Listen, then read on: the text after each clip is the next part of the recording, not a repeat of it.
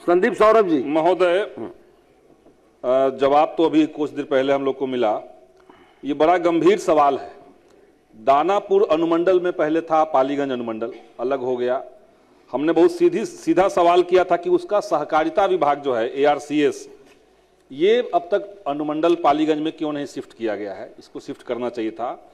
सरकार ने सहायक निबंधक पद के लिए स्वीकृति दी थी 13/4/2018 को कि वहां पदाधिकारी बैठाए जाएंगे, लेकिन अभी तक गोल गोल पूरा जवाब आया है।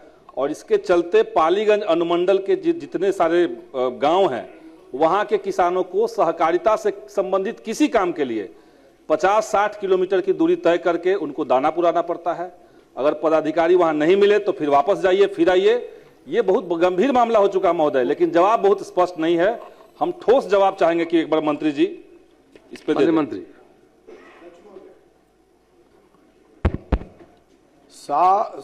जवाब स्पष्ट है। अब उनको समझ में नहीं आ रहा है तो मैं समझा दे रहा हूं। और इनको नहीं, एक मिनट सुन लीजिए। माननीय सदस्य,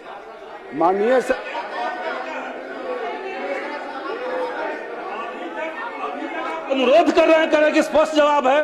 अभी तक आप अनुरोध ही कर रहे हैं ना जवाब में। सुनने की क्षमता रखिए माननीय सदस्य, सुनने की क्षमता रखिए ना। आप सवाल किए हैं तो जवाब सुनिए। विभागीय संकल्प 1239 दिनांक 13/4/2018 द्वारा सहकारिता विभाग अंतर्गत बिहार के सभी 101 अनुमंडलों, उसमें पालीगंज सहित में सहायक निबंधन सहयोग समिति का पद पुनर्गठित किया गया है। एक सुन लीजिए भाई, पूरी बात सुनिए। जिनमें से 54 सहायक निबंधन सहयोग समितियां कार्यालय पूर्व से कार्यशील है। पालीगंज सहित नव सृजित कुल 47 अनुमंडलों में सहायक निबंधक सहयोग समितियां के कार्यालय हेतु महालेखाकार बिहार पटना से निकासी एवं व्ययन का प्राधिकार पत्र प्राप्त नहीं होने के कारण एक कार्यालय वर्तमान में कार्यशील नहीं हो पाया। उक्त अनुमंडलों में कार्यालय स्थापित करने हेतु मंत्री परिषद के अनुमोदनों उपरांत इनके अधीनस्थ विभिन्न प्रकार के संवर्गों में पद सृजित करते हुए विभागीय पत्रांक 65-96 दिनांक 31/12/2025 द्वारा कार्यालय के गठन हेतु स्वीकृति प्रदान की गई है, जिसके आलोक में वित्त विभाग बिहार पटना के पत्रांक 554 दिनांक 15/1/2026 द्वारा महालेखाकार लेखा एवं हकदार बिहार पटना से इन नव सृजित कार्यालय के निकासी एवं व्ययन का प्राधिकार प्राप्त होगा वैसे वहां कार्यालय खुल दिया है।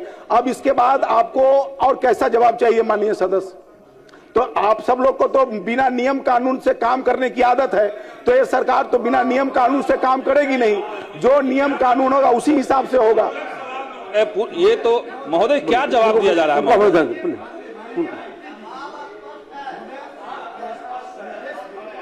बड़ा